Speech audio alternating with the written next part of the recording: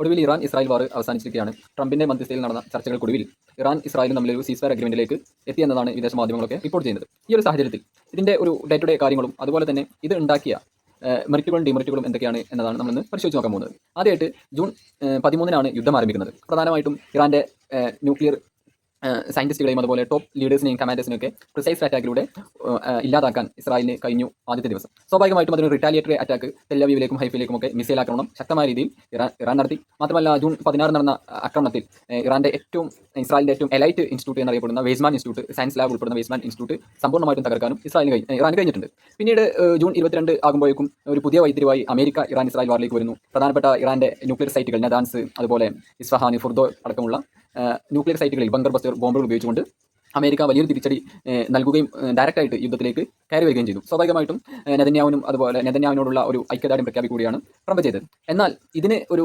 Retaliation ശക്തമായിട്ടുണ്ടാകുമെന്നുള്ള സന്ദേശം നൽകിക്കൊണ്ട് ഖത്തറിലെ ഇറാന്റെ തന്നെ ഏറ്റവും സൗഹൃദ രാഷ്ട്രമായ ഖത്തറിലെ US എയർബേസിലേക്ക് അൽ ഉബൈദ എയർബേസിലേക്ക് ഇറാൻ ഒരു മിസൈൽ ആക്രമണം നടത്തുകയും ശക്തമായ താക്കീത് അല്ലെങ്കിൽ ഒരു സന്ദേശം അറബ് രാജ്യങ്ങൾക്കും അതേപോലെ തന്നെ US നൽകുകയും ചെയ്തതോടുകൂടിയാണ് ട്രംപ് തന്നെ ഏകപക്ഷീയമായി ഒരു വെടിനിർത്തലിലേക്ക് എത്തുന്നത്. ഈ ഒരു സാഹചര്യത്തിൽ ഇനി എന്തൊക്കെയാണ് ഇറാന്റെ ഭാഗത്ത് നിന്ന് ആലോചിക്കുമ്പോൾ എന്തൊക്കെ നഷ്ടങ്ങളാണ് അതുപോലെ തന്നെ എന്തെല്ലാം നേട്ടങ്ങളാണ് ഈ യുദ്ധം മൂലം ഉണ്ടാക്കിയത് എന്നാണ് നമ്മൾ പരിശോധിച്ച് നോക്കാൻ പോകുന്നത്. ആദ്യമായിട്ട് ഇറാൻ ഉണ്ടാക്കിയ നഷ്ടങ്ങൾ എന്തൊക്കെയാണെന്നാണ് നമ്മൾ 1 by 1 ആയിട്ട് പറയുന്നത്. അതിൽ ഒന്നാമത് ഇറാൻ ഈ യുദ്ധത്തിൽ ഉണ്ടാക്കിയ ഏറ്റവും വലിയ നഷ്ടം, മാരകമായ പ്രഹരം എന്ന് പറയുന്നത് ടോപ്പ് മിലിറ്ററി കമാൻഡോസും അതുപോലെ അവരുടെ ന്യൂക്ലിയർ സയന്റിസ്റ്റുകളുമൊക്കെ നഷ്ടപ്പെട്ടു പോയി എന്നതാണ്. കാരണം IRGCയുടെ കമാൻഡറായിരുന്ന ഹുസൈൻ സലാമി, അതുപോലെ തന്നെ കാമേനിയുടെ അടുത്ത അഡ്വൈസർ ആയിട്ടുള്ള അലി ഷംഖാനി, അദ്ദേഹം മാരകമായി പരിക്കേൽപ്പിക്കപ്പെട്ടു എന്നും അദ്ദേഹം കൊല്ലപ്പെട്ടു എന്നുള്ള 2 അഭിപ്രായങ്ങളുണ്ട്. മാത്രമല്ല ഇതുപോലെ ഒരുപാട് ന്യൂക്ലിയർ സയന്റിസ്റ്റുകളും മറ്റുമായിട്ട് ടോപ്പ് ലീഡേഴ്സിനെ എലിമിനേറ്റ് ചെയ്യപ്പെട്ടു എന്നത് ഇറാന്റെ ഏറ്റവും വലിയ നഷ്ടമാണ്. രണ്ടാമത്തത് ഇറാന്റെയും ഇസ്രായേലിന്റെയും ആക്രമണത്തിൽ ഒരു ഡെത്ത് ടോൾ നമ്മൾ കണക്കാക്കുമ്പോൾ ഏറ്റവും കൂടുതൽ ഡെത്ത് സംഭവിച്ചിട്ടുള്ളത് ഇറാനിലാണ് എന്ന് നമുക്ക് മനസ്സിലാക്കും. അപ്പോൾ ടർക്കിഷ് TV റിപ്പോർട്ട് ചെയ്യുന്നതനുസരിച്ച് അറൗണ്ട് 550 മുകളിൽ ആളുകൾ കൊല്ലപ്പെട്ടു എന്നും, അൽ ജസീറക്ക് റിപ്പോർട്ട് ചെയ്യുന്നതിനനുസരിച്ച് 600 മുകളിൽ ആളുകൾ കൊല്ലപ്പെട്ടു, 3000-ഓളം ആളുകൾ പരിക്കേറ്റു എന്നൊക്കെ പറയപ്പെടുന്നുണ്ട്. ഏതായാലും ഡെത്ത് ടോൾ ഇസ്രായേലിനെ അപേക്ഷിച്ച് ഇറാനിൽ കമ്പാരിറ്റീവ് വളരെ കൂടുതലാണ് എന്ന് ഇതിൽ നിന്ന് മനസ്സിലാക്കാം. പിന്നെ മൂന്നാമത്തത് ഏറ്റവും വലിയ നഷ്ടം എന്ന് പറയുന്നത് അല്ലെങ്കിൽ ഒരു സെറ്റ് ബാക്ക് എന്ന് പറയുന്നത് ഇറാന്റെ ഡിഫെൻസീവ് സ്ട്രക്ചർ, പ്രത്യേകിച്ച് F-35 ഫൈറ്റർ ജെറ്റുകൾ, അതുപോലെ അമേരിക്കയുടെ ഇറാനിലേക്ക് കടന്ന് വരവ്, അവരുടെ ന്യൂക്ലിയർ സൈറ്റുകളൊക്കെ ആക്രമിച്ച സമയത്തൊക്കെ അതിനെ പ്രതിരോധിക്കാൻ കഴിയുന്ന രൂപത്തിലുള്ള ഒരു ഡിഫെൻസീവ് സ്ട്രക്ചർ, ഒരു യൂണിറ്റ് ഇറാൻ ഇല്ല എന്ന് ലോകത്തിന് വ്യക്തമാക്കപ്പെട്ട യുദ്ധം കൂടിയായിരുന്നു. എന്നാൽ ഇസ്രായേലിലേക്ക് ഇറാൻ ആക്രമിക്കുമ്പോഴൊക്കെ അവരുടെ അയൺ ഡോമും അതുപോലെ ആരോ ഷീൽഡും ഒക്കെ വളരെ കൃത്യമായിട്ട് പല മിസൈലുകളും കൃത്യമായി പ്രതിരോധിക്കാൻ ഇസ്രായേലിന് കഴിയുകയും ചെയ്തിട്ടുണ്ട്. അപ്പോൾ ഇത് ഇറാന്റെ ഒരു ഡിഫെൻസീവ് സ്ട്രക്ചർ അല്ലെങ്കിൽ വളരെ വീക്കാണ് എന്ന് ലോകത്തിന് വെളിവാക്കി കൊടുത്ത ഒരു യുദ്ധം കൂടിയായിരുന്നു.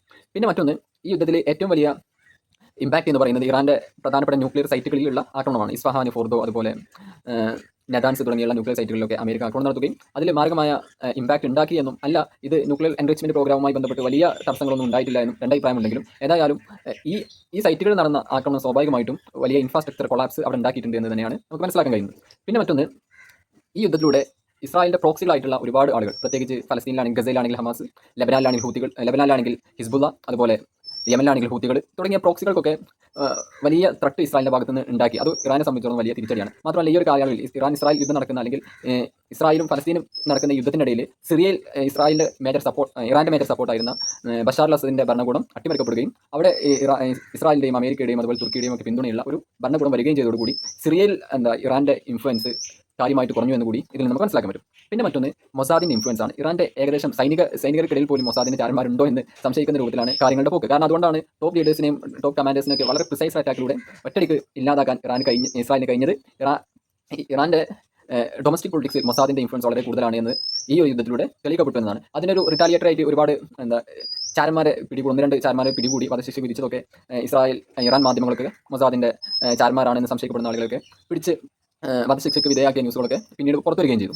പിന്നെ മറ്റൊന്ന്, ഇത്രയും കാര്യങ്ങളാണ് പ്രധാനമായിട്ടും ഇറാനെ സംബന്ധിച്ചോളം ഈ യുദ്ധത്തിലുണ്ടായ പ്രധാന സെറ്റ് ബാക്കുകൾ. അതേസമയം തന്നെ ഇറാൻ ഈ യുദ്ധത്തിൽ ഒരുപാട് നേട്ടങ്ങളും ഉണ്ടായി എന്നത് നമുക്ക് ഇതുപോലെ തന്നെ വായിച്ചെടുക്കാവുന്നതാണ്. അതിന് കാരണം, ഒരു യുദ്ധം നടക്കുന്ന സമയത്ത് 2 രാജ്യങ്ങൾ തമ്മിലുള്ള മിലിറ്ററി അതുപോലെ അവരുടെ ഇന്റേണൽ ആയിട്ടുള്ള അവരുടെ ശക്തി പ്രകടനം കൂടിയാണ് അവിടെ കാണിക്കപ്പെടുന്നത്. ഇവിടെ സാധാരണഗതിയിൽ ഇറാനെ പോലെയുള്ള ഒരു രാജ്യത്തെ ആക്രമിക്കാൻ ഇസ്രായേൽ തയ്യാറാകുന്നതിൻ്റെ പിന്നിൽ പ്രധാനപ്പെട്ട ചില കാരണങ്ങളുണ്ട്. ഒന്നാമത്, നമ്മൾ ഇറാന്റെ കുറച്ച് മാസങ്ങൾക്ക് മുമ്പാണ് ഇബ്രാഹിം റൈസി കൊല്ലപ്പെടുന്ന ഒരു ഹെലികോപ്റ്റർ ക്രാഷിലായിരുന്നു. ഈ ഹെലികോപ്റ്റർ ക്രാഷ് അതിലാണ് ഇറാന്റെ ഏറ്റവും എലൈറ്റ് ആയിട്ടുള്ള പ്രസിഡന്റ് സഞ്ചരിക്കുന്നത് എന്ന് പറയുമ്പോൾ ആ ഹെലികോപ്റ്ററിന്റെ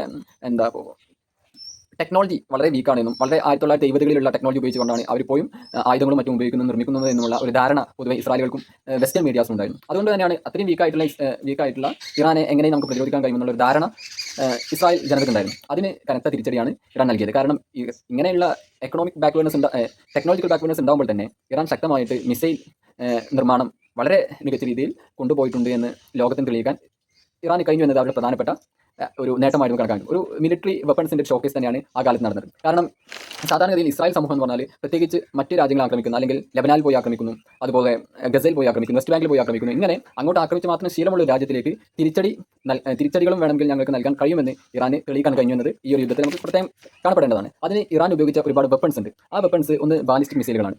ബാലിസ്റ്റിക് മിസൈൽ എന്ന് പറയുമ്പോൾ ഇറാനിൽ നിന്ന് ഇസ്രായേലിലേക്ക് ഒരു ബാലിസ്റ്റിക് മിസൈൽ പ്രയോഗിക്കുമ്പോൾ കേവലം 12 മിനിറ്റുകൾ കൊണ്ട് ഇസ്രായേലിലെ ഏത് നഗരങ്ങളെ ഹിറ്റ് ചെയ്യാൻ ഇറാൻ കഴിയുമെന്നവർ ഈ യുദ്ധത്തിൽ തെളിയിച്ചു കൊടുത്തു. മാത്രമല്ല ഈ ബാലിസ്റ്റിക് മിസൈലുകളുടെ ഒപ്പം തന്നെ ക്ലസ്റ്റർ ബോംബുകൾ ഘടിപ്പിച്ചുകൊണ്ട് ഒരു പുതിയ വാർഫെയർ മെത്തേഡ് എങ്ങനെ ഫലപ്രദമായി പ്രയോഗിക്കാമെന്നും ഇറാൻ ലോകത്തിന് കാണിച്ചു കൊടുത്ത ഒരു യുദ്ധം കൂടിയായിരുന്നു. മാത്രമല്ല അവരുടെ പ്രധാനപ്പെട്ട വെപ്പൺസ് എന്ന് പറയുന്നത് ഹൈബർ മിസൈലുകളായിരുന്നു. അതായത് ഒരു മീഡിയം റേഞ്ച് 2000 കിലോമീറ്റർ ദൂരമുള്ള ഒരു ബാലിസ്റ്റിക് മിസൈൽ തന്നെയാണ് ഹൈബർ. അതും ഇവർ വളരെ മികച്ച രീതിയിൽ പ്രയോഗിച്ചിട്ടുണ്ട്. പിന്നെ മറ്റൊരു മിസൈലാണ് ഫത്ത 1 സീരീസിലെ മിസൈൽ. ഇതിൻ്റെ ഒരു പ്രത്യേകത എന്ന് പറയുന്നത് ഹൈപ്പർസോണിക് മിസൈലുകളാണ്. ഒരു മാക് 5 വരുന്ന സൗണ്ടിനേക്കാൾ 5 ഇരട്ടി വേഗത്തിൽ സഞ്ചരിക്കുന്ന ഒരു മിസൈലാണ്. ഇതും ഫത്ത മിസൈലും തങ്ങളുടെ ശേഖരത്തിലുണ്ടെന്നും അത് IRGC തന്നെ തദ്ദേശമായി വികസിപ്പിച്ച മിസൈലാണെന്നും അവർക്ക് ലോകത്തിന് കാണിച്ചു കൊടുക്കാനും അതിൻ്റെ ഉപയോഗം എത്രത്തോളം ഉണ്ട് എന്ന് ലോകത്തിന് കൃത്യമായി, പ്രത്യേകിച്ച് ഇസ്രായേൽ ജനങ്ങൾ കൃത്യമായി വരച്ച് കാണിച്ചു കൊടുക്കാൻ കഴിഞ്ഞു എന്നത് ഇറാനെ സംബന്ധിച്ചിടത്തോളം വലിയ നേട്ടമായിട്ട് നമുക്ക് മിലിറ്ററി പോയിന്റ് ഓഫ് വ്യൂവിൽ അതൊരു നേട്ടം തന്നെയായിട്ടാണ് നമുക്ക് അനാലിസ് ചെയ്യാൻ പറ്റുന്നത്. പിന്നെ മറ്റൊന്ന്, ഇസ്രായേലിലെ ഏതൊരു നഗരവും ഞങ്ങൾക്ക് ആക്രമിക്കാൻ കഴിയും. അസ്ദുദിൽ ആക്രമിച്ചിട്ടുണ്ട്, ടെൽ അവീവിൽ ആക്രമിച്ചിട്ടുണ്ട്, പിന്നെ ഹൈഫയിൽ ആക്രമിച്ചിട്ടുണ്ട്. ഹൈഫയിലെ ഒരു പവർ പ്ലാന്റ് സമ്പൂർണ്ണമായിട്ട് നശിപ്പിക്കാൻ, അതുപോലെ വെയ്സ്മാൻ ഇൻസ്റ്റിറ്റ്യൂട്ട് നശിപ്പിക്കാനൊക്കെ ഇറാൻ കഴിഞ്ഞു എന്നത് ഇസ്രായേലിനെ സംബന്ധിച്ചിടത്തോളം അത്യാവശ്യം പേടിപ്പെടുത്തേണ്ടതാണ്. അതുകൊണ്ട് തന്നെ അത് ഇറാൻ പോയിന്റ് ഓഫ് വ്യൂവിൽ അത് അവരുടെ വലിയ നേട്ടമായിട്ട് തന്നെയാണ് ഈ രംഗത്ത് വിദഗ്ധരൊക്കെ ചൂണ്ടിക്കാണിക്കുന്നത്. പിന്നെ മറ്റൊന്ന്, നേരത്തെ ഇറാൻ്റെ ഡൊമസ്റ്റിക് പൊളിറ്റിക്സിൽ ഒരുപാട് ഇഷ്യൂസ് അവിടെയുള്ള തിയോക്രാറ്റിക് ഭരണാധികാരികൾ, പ്രത്യേകിച്ച് കാമയുടെ നേതൃത്വത്തിലുള്ള മതകീയ അധ്യക്ഷർ മേൽനോട്ടം കൊടുക്കുന്ന ആ ഭരണകൂടത്തോട് ഡൊമസ്റ്റിക് പൊളിറ്റിക്സിൽ ഒരുപാട് ഇഷ്യൂസ് അവർ നേരിടുന്നുണ്ടായിരുന്നു. പ്രത്യേകിച്ച് മെഹ്സ ആമിനി എന്നുള്ള ഒരു യുവതിയുടെ ഹിജാബ് ധരിക്കാത്തതിൻ്റെ പേരിൽ ആചാര പോലീസിങ് നടക്കുകയും അങ്ങനെ ആ പെൺകുട്ടി മരണപ്പെടുകയും അതിൽ പ്രതിഷേധിച്ചുകൊണ്ട് വ്യാപകമായിട്ട് ഇറാൻ്റെ തെരുവോരങ്ങളിൽ ഇറാൻ്റെ ഭരണകൂടത്തിനെതിരെ ശക്തമായ രീതിയിൽ പ്രതിഷേധങ്ങൾ നടന്നിരുന്നു. എന്നാൽ ഈ യുദ്ധം നടന്നതോടുകൂടി ജനങ്ങളെല്ലാവരും ഒരുമിച്ച് കാമയുടെ നേതൃത്വം അംഗീകരിക്കുകയും ഇസ്രായേലിനെതിരെ ശക്തമായ തിരിച്ചടി നൽകണമെന്ന് ജനങ്ങളുടെ ഭാഗത്തു നിന്ന് തന്നെ വലിയ പ്രതികരണങ്ങൾ ഉണ്ടാക്കി. അത് ഇറാൻ്റെ ഒരു പൊളിറ്റിക്സിൽ കാമേനിയുടെയും അതുപോലെ പെഷ്കിയാൻ്റെയും നേതൃത്വം കൊടുക്കുന്ന പൊളിറ്റിക്സിൽ അത് അവർക്ക് മുന്നോട്ടുള്ള പോക്കിന് വലിയ ഊർജ്ജം നൽകുന്ന ഒന്നുകൂടിയാണ്. മാത്രമല്ല ഈ ഒരു പ്രൊട്ടസ്റ്റിൽ പ്രധാനമായും ശ്രദ്ധിക്കേണ്ടത് സാധാരണഗതിയിൽ അവിടെ ഉപരോധം നേരിടുന്ന ജനതയാണ്, ഒരുപാട് യൂത്ത് ഉള്ള ജനതയാണ്. സ്വാഭാവികമായിട്ടും ഒരുപാട് ആസ്പിറേഷൻസ് അവർക്ക് സ്വാഭാവികമായി ഉണ്ടാകും. അതുകൊണ്ട് തന്നെ ഈ ഉപരോധത്തിൽ നിന്നൊക്കെ മാറി, ഈ ന്യൂക്ലിയർ പ്രൊജക്റ്റിൽ നിന്നൊക്കെ മാറി നിന്നുകൊണ്ട് മുന്നോട്ട് പോകുകയാണെങ്കിൽ അവർക്ക് ഒരുപാട് ആസ്പിറേഷൻസ് ഫുൾഫിൽ ചെയ്യാൻ സ്വാഭാവികമായിട്ടും കഴിയും. അങ്ങനെ അതുകൊണ്ട് തന്നെ അതിൽ നിന്നൊക്കെ മാറി നിൽക്കണമെന്നുള്ള ഒരു താല്പര്യം ഇറാനിയൻ ജനതക്കിടയിൽ അല്ലെങ്കിൽ ഇറാനിയൻ യൂത്തിനിടയിൽ ഉണ്ടായിരുന്നു. എന്നാൽ ഉപരോധങ്ങളൊക്കെ മാറിക്കിട്ടുമല്ലോ.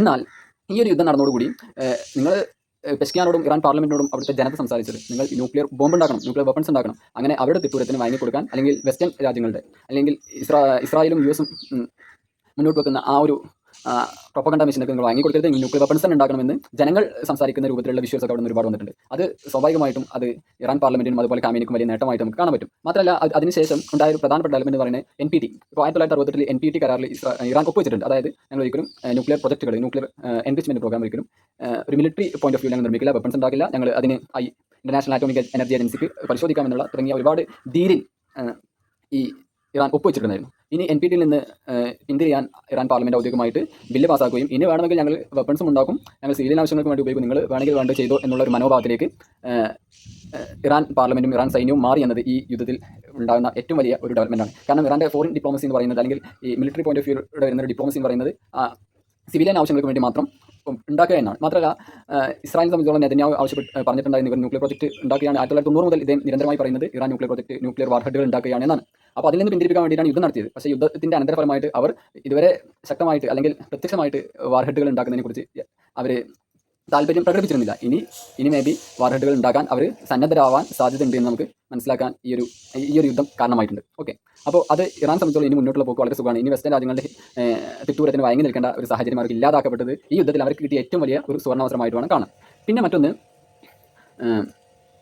ആയത്തുള്ള ഖമീനി എന്ന നേതാവ് ലോകത്ത് പ്രത്യേകിച്ച് മിഡിൽ ഈസ്റ്റ് അല്ലെങ്കിൽ മുസ്ലിം ജനസമൂഹത്തിനിടയിൽ ഏറ്റവും സ്മരിക്കപ്പെടുന്ന, ആഘോഷിക്കപ്പെടുന്ന ഒരു നേതാവായി മാറി എന്നതാണ്. കാരണം നമ്മുടെ ഇപ്പോൾ കേരളത്തിൽ തന്നെ സാമുദായിക പത്രങ്ങളിലൊക്കെ കാമേനിയുടെ നേതൃത്വവും കാമേനിയുടെ ധൈര്യവും അതുപോലെ IRGCയുടെ സൈന്യത്തിൻ്റെ ധീരതയും അതുപോലെ അവർ ഇസ്രായേൽ ഉണ്ടാക്കുന്ന ആ ഒരു ഡാമേജുകളൊക്കെ പ്രകീർത്തിക്കുന്ന ഒരുപാട് വീഡിയോകളൊക്കെ നിരന്തരം പ്രത്യക്ഷപ്പെട്ടിട്ടുണ്ടായിരുന്നു. ശരിക്കും ഒരു സുന്നി ഷിയ എന്നുള്ള ആ വൈര്യം കാലങ്ങളായിട്ട് നിലനിൽക്കുന്നുണ്ടെങ്കിൽ പോലും ഒരു ഷിയ നേതാവായിട്ട് പോലും കാമേനി മുസ്ലിം പ്രൈഡിൻ്റെ ഒരു മുസ്ലിം സ്ട്രീറ്റിൻ്റെ ഏറ്റവും വലിയൊരു നേതാവായിട്ട് മിഡിൽ ഈസ്റ്റിൽ വളർന്നു വരുന്നു എന്നത് സ്വാഭാവികമായിട്ടും ഇറാനെ സംബന്ധിച്ചിടത്തോളം വലിയ നേട്ടമാണ്. മാത്രമല്ല ഇവിടെ പ്രത്യേകം ശ്രദ്ധിക്കേണ്ടത് ഇസ്രായേലിനെയും US-നെയും അതുപോലെ വെസ്റ്റേൺ അലയൻസിനെയും ഒക്കെ നേരിടാൻ ഇവിടെ ഇറാനുണ്ട്. അതോടൊപ്പം തന്നെ ഒരു റഷ്യ ചൈന ബ്ലോക്കിൻ്റെ കൂടെ ഇറാൻ കൂടി ചേരുന്നതോടുകൂടി ഒരു വലിയൊരു ആക്സിസ് രൂപപ്പെടുന്നു, ശക്തമായി രൂപപ്പെടുന്നു. ആക്സിസിൻ്റെ പ്രധാനപ്പെട്ട ഒരു കേന്ദ്രമായി ഇറാൻ മാറുന്നു എന്ന് കൂടി യുദ്ധത്തിൽ അവർക്ക് കിട്ടിയ ഏറ്റവും വലിയ നേട്ടമായിട്ട് നമുക്ക് പരിഗണിക്കാവുന്നതാണ്. പിന്നെ ഇത്രയും കാര്യങ്ങളൊക്കെയാണ് അവരെ സംബന്ധിച്ചുള്ള യുദ്ധത്തിൻ്റെ പോയിന്റ് ഓഫ് വ്യൂ നോക്കുമ്പോൾ അവർക്ക് കിട്ടിയ നേട്ടം. ഒരുപക്ഷെ മരണം ഒരുപാട് സംഭവിച്ചിട്ടുണ്ടാവും, മാത്രമല്ല ഒരുപാട് ഇൻഫ്രാസ്ട്രക്ചർ തകർക്കപ്പെട്ടിട്ടുണ്ടാവും, ഉപരോധം വീണ്ടും ഒരുപക്ഷെ കണ്ടിന്യൂ ചെയ്തേക്കാം. പക്ഷേ ആ ഒരു പ്രൈഡ്, ഞങ്ങൾ അടിച്ചാൽ ഞങ്ങൾ തിരിച്ചടിക്കും എന്ന് ലോകത്തിനുള്ളൊരു സന്ദേശം അവർക്ക് വ്യക്തമായി കൊടുക്കാൻ കഴിഞ്ഞു എന്നതാണ്. പ്രത്യേകിച്ച് അവസാന ന്യൂക്ലിയർ പ്രൊജക്റ്റുകളിൽ അമേരിക്ക നടത്തിയ ആക്രമണത്തിന് പോലും തിരിച്ചടിക്കാൻ കേവലം ഇസ്രായേലിലേക്ക് തന്നെ വീണ്ടും തിരിച്ചടി കൊടുക്കുന്നതിന് പകരം അമേരിക്ക തന്നെ ഒരു സന്ദേശം കൊടുക്കുന്ന രീതിയിൽ ഖത്തറിലുള്ള അലുബൈദ US ബേസിലേക്ക് ആക്രമണം നടത്താൻ ഇറാൻ സന്നദ്ധമായി എന്നത് അവരെ സംബന്ധിച്ചോളം അവരുടെ ഡിപ്ലോമസിയിൽ അല്ലെങ്കിൽ അവരുടെ പ്രൈഡ്, ഇറാനിയൻ പ്രൈഡ് വളരെ മികച്ചതാക്കുന്നതിൽ അവരെ വല്ലാതെ സഹായിച്ചിട്ടുണ്ട് എന്നാണ് മനസ്സിലാകുന്നത്. അപ്പോൾ ഇത്തരത്തിൽ ഒരു യുദ്ധം കേവലം നഷ്ടങ്ങളുടെ കണക്ക് മാത്രം കൂട്ടിച്ചേർത്തുകൊണ്ട് ഇറാനാണ് കാര്യമായ നഷ്ടങ്ങൾ ഉണ്ടായത്, കാരണം ഒരുപാട് മരണനിരക്ക് വന്നു, ഒരുപാട് ആളുകൾ ഇഞ്ചുറി പറ്റി, ഒരുപാട് ഇൻഫ്രാസ്ട്രക്ചർ തകർക്കപ്പെട്ടു എന്നതിൽ നിന്ന് മാറി മറ്റൊരു പോയിന്റ് ഓഫ് വ്യൂവിൽ ഇറാൻ കേവലം ഒരു ചെറിയ മീനല്ല എന്ന് ലോകത്തിന് കാണിച്ചു കൊടുക്കാനും, മാത്രമല്ല ട്രംപിനെ പോലെയുള്ള ഒരു ഭരണാധികാരി വളരെ പെട്ടെന്ന് റിപ്പബ്ലിക്കൻസ് പൊതുവെ യുദ്ധത്തിൽ താല്പര്യപ്പെടുന്ന ആളുകളായിട്ട് പോലും ഞങ്ങളിതിനില്ല എന്ന് ഇറാൻ US എയർബേസ് അറ്റാക്ക് ചെയ്തിട്ട് പോലും വളരെ പെട്ടെന്ന് ട്രംപ് അതിൽ നിന്ന് പിന്തിരിഞ്ഞു, ഞങ്ങളിനി റിറ്റാലിയേറ്റർ അറ്റാക്കിനില്ല, ഇതൊരു പീസ് അഗ്രിമെന്റിലേക്ക് പോവാണ് എന്ന് ഏകപക്ഷീയമായിട്ട് പ്രഖ്യാപിക്കുന്ന രീതിയിലേക്ക് മാറി എന്ന് പറയുമ്പോൾ സ്വാഭാവികമായിട്ടും ഒരു ഇറാനിയൻ ജനതയ്ക്ക്, ഇറാനിയൻ ഡൊമസ്റ്റിക് പൊളിറ്റിക്സും അതുപോലെ ഇന്റർനാഷണൽ അറേനയിലും ഇറാന് വലിയ സ്ഥാനം നൽകുന്ന ഒരു യുദ്ധമാണ് ഈ ഒരു 11 ദിവസം കൊണ്ട് ഉണ്ടാക്കിയത്. കേവലം ഇറാൻ ഇല്ലാതാക്കാനും എലിമിനേറ്റ് ചെയ്യാനും റിജീം ചേഞ്ചിനും വേണ്ടിയിട്ടാണ് ഇസ്രായേലും ബെഞ്ചമിൻ നെതന്യാഹുവും യുദ്ധം തുടങ്ങിയത്. പക്ഷേ അതിൽ നിന്ന് കേവലം യാതൊരു ലക്ഷ്യം നേടിയില്ല എന്ന് മാത്രമല്ല, അവർ ആഗ്രഹിച്ചിരുന്ന ലക്ഷ്യത്തിൽ നേരെ വിപരീതമായി ഇറാൻ്റെ യുറാനിയം പ്രൊജക്റ്റുമായിട്ട് മുന്നോട്ട് പോകാൻ റഷ്യ അടക്കമുള്ള രാജ്യങ്ങൾ, പുടിൻ ഇപ്പോൾ അവിടുത്തെ സയൻറ്റിസ്റ്റുകളെ പിൻവലിക്കില്ല, എല്ലാ സയൻറ്റിസ്റ്റുകളുടെ എല്ലാ സഹായങ്ങളും ഞങ്ങൾ നൽകുമെന്ന് പ്രഖ്യാപിക്കുക കൂടി ചെയ്തു. അപ്പോൾ ഇത്തരത്തിൽ ഒരുപാട് നേട്ടങ്ങൾ ഇറാന് ഈ ഒരു 11 ദിവസത്തെ യുദ്ധം കൊണ്ട് ഉണ്ടായി എന്നത് ഇറാൻ്റെ ഭാവി അടുത്ത പുതിയ ഒരു കാലത്തേക്ക് ചുവടുവെക്കുന്ന സമയത്ത് മിഡിൽ ഈസ്റ്റിൽ ഇറാൻ ഉണ്ടാക്കാൻ പോകുന്ന ഇൻഫ്ലുവൻസ് ചില്ലറയല്ല. ഓക്കെ, അപ്പോൾ ഇത്രയും കാര്യങ്ങളാണ് ഈ വീഡിയോയിൽ നമ്മൾ പറയാൻ ഉദ്ദേശിച്ചത്. Thank you.